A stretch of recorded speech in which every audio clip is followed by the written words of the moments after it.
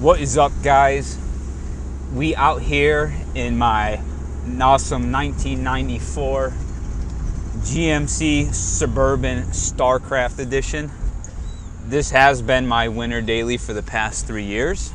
I'm only driving it because the LX470 needs its timing belt done, so I'm not going to drive it any further until I do that, probably this weekend, hopefully. So, a lot of exciting things going on. We officially aired episode 1 of the Slip Angle on Monday. If you guys haven't watched that, go watch that now because we worked our asses off on it, and it's actually really good content. I think everybody did a tremendous job on it, and for episode 1, considering all the growing pains and lessons learned and mistakes that we made, I think that overall it came out really well. So I want to talk a little bit about some of the follow-up questions, a lot of things that we see. A couple of people were asking why we're not doing this stuff on the bigger track at Lime Rock, and let me kind of address that now. So there's a couple things. We do have access to the big track at Lime Rock. That was part of the negotiations with our contract with them, but there are some stipulations with that. One, there's a lot of risk involved. We're testing people's home-built cars. So we have to be very selective about what we're gonna, put on the big track because we're talking a lot more speed. As cool of a track as Lime Rock is, let's face it, there's not a lot of runoff there, so there's definitely more risk for injury or destruction if something was to go wrong while filming. But not to mention, it just takes a lot more coordination and it costs us a lot more money. We have no budget for this, so let's just put that out there right now. Nobody is sponsoring or paying for any of this stuff. Any of the stuff that we're paying for track time comes out of our pocket.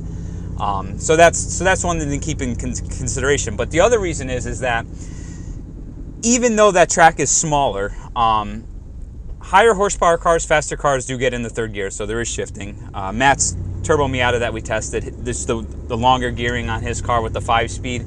I think he's got either a 3.9 or a 4.1 rear end with taller tires. We didn't need the shift from second to third, but that track is a wonderful track because it allows us to give you guys a very accurate representation in a lot of different driving scenarios.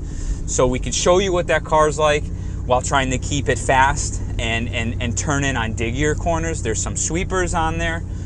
We could show you what that car is like when it starts to exceed its limits of grip and as it transitions into an oversteer or understeer situation. We could show you what that car's like in an all-out hooning situation.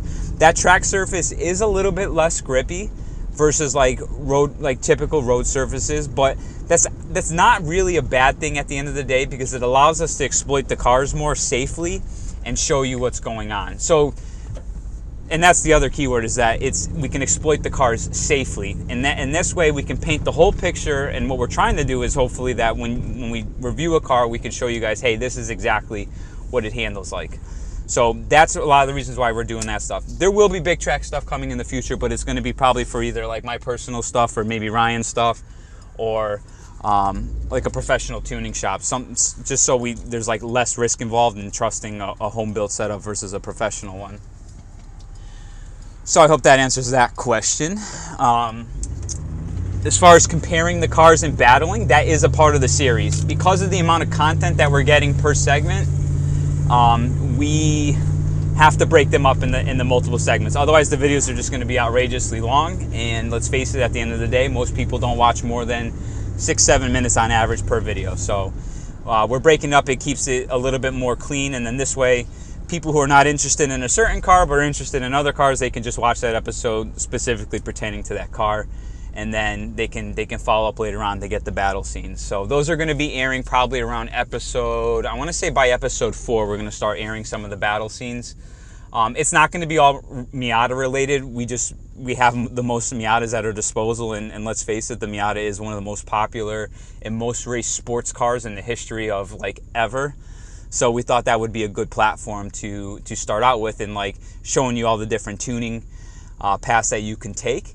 We decided to run this as an ongoing series. I know in episode 1 we announced Turbo Miata, ITB Miata, and Tommy FES K24 Miata. that was before we realized how many Miatas we actually do have and should be testing and can be testing. Since then, we've added a stock Miata in. We did a Road Trek supercharged Miata, and we have an LFX lined up, V6 swap.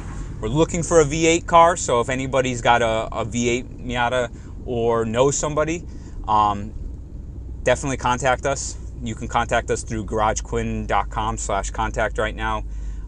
We're going to be switching that site over to Slip Angle Media soon, but that's going to be a little bit farther down the road.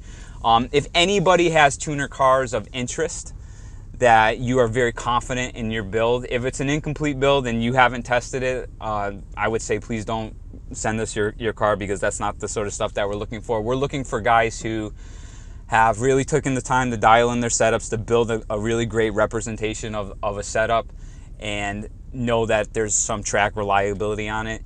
If you are interested, start sending those in. Again, garagequinn.com/contact. It will redirect you to slipanglemedia@gmail.com, or you can just email that directly, slipanglemedia@gmail.com. We're going to start compiling a bunch of different tuner cars, so as we go forward, we can put together interesting comparisons and battles, etc., etc.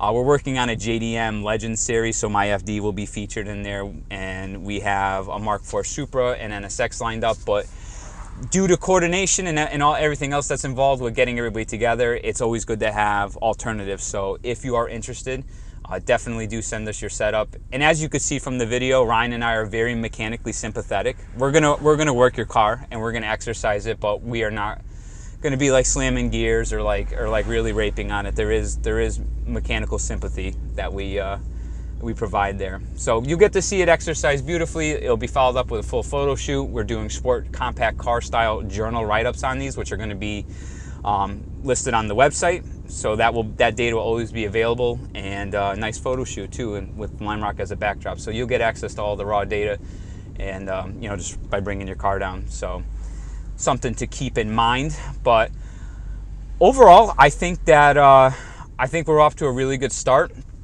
We're always open to feedback, so if there's other comparisons that you guys want to see going forth in the future, definitely give us some ideas. We're kind of just learning as we're going and trying different things to see what works and what doesn't. We did do a test on Tommy Fia's Ep.1, so that will be coming out soon in the future. We kind of want to do like a whole all-wheel drive segment, focus on STIs, WRXs, Evos, and things like that. It's crazy. It's crazy to finally see like the finished project come to fruition. There was a lot of planning, a lot of coordinating that went on, and I can't believe that we already aired episode 1. We're gonna try to air the episodes once a week going forward. We have about 7 filmed so far, and we're still filming. We're actually going back there tomorrow. And there may be some other familiar faces there that some of you guys probably know. So that will be pretty cool too. I think we're bringing my FD and RX-8 there tomorrow. Not necessarily as like a direct battle, but more just to kind of show how the chassis have changed and evolved over the years and what their strengths and weaknesses are. But so yeah, a lot of good content is in the mix with this and everything that's going out there. The data, like I said, will be available. We're going to keep a running compilation of the data, so you guys will have an easy reference point to go back and see how certain cars benchmark against each other. We may have cars back if they make a lot of setup developments, like Matt's turbo car. Like that was the first time his car's been really exercised in a venue like that, other than autocross. So we were kind of dialing and tuning that car in a little bit as we were going throughout the day. So there's probably be a good chance that will be back for like a rebuttal, and that's cool, right? See how things evolve with certain changes. I'm really happy that we're doing it. It's been kind of like a dream of mine since starting this channel. I started this channel a long time ago, even though I didn't really know, I had no real direction or like knew what the hell I actually wanted to do, and I made a lot of mistakes and missed a lot of opportunities like filming builds and stuff because I wasn't there. Mentally I wasn't there, but I wanted to show people sports cars and like celebrate them and showing, like exercising them, showing them how they behave at the limit and being driven properly. It's just good car content. So I hope that you guys enjoy that. If you haven't already checked it, please go check that video out. Share the crap out of it and help us get it the exposure that it deserves. And I don't want to sound entitled. I'm not trying to sound entitled or anything like that. I'm just saying it deserves that because there was a lot of hours and dedication from everyone involved putting that together. And we hustled through it, we ground through it, but it was a tremendous amount of work. So, and I would greatly appreciate it from all you guys. So that's it for this one, guys. I'm going to leave us off here. Stay tuned for more of the slip angle to come. We're probably going to be releasing the raw footage from Matt's car soon. So those of you guys who are really into that and you want to nerd out on it on a lap by lap basis, that data will be up shortly. So, and next Monday will be episode 2. It'll probably be my ITB Miata. So stay tuned for that. Till next time.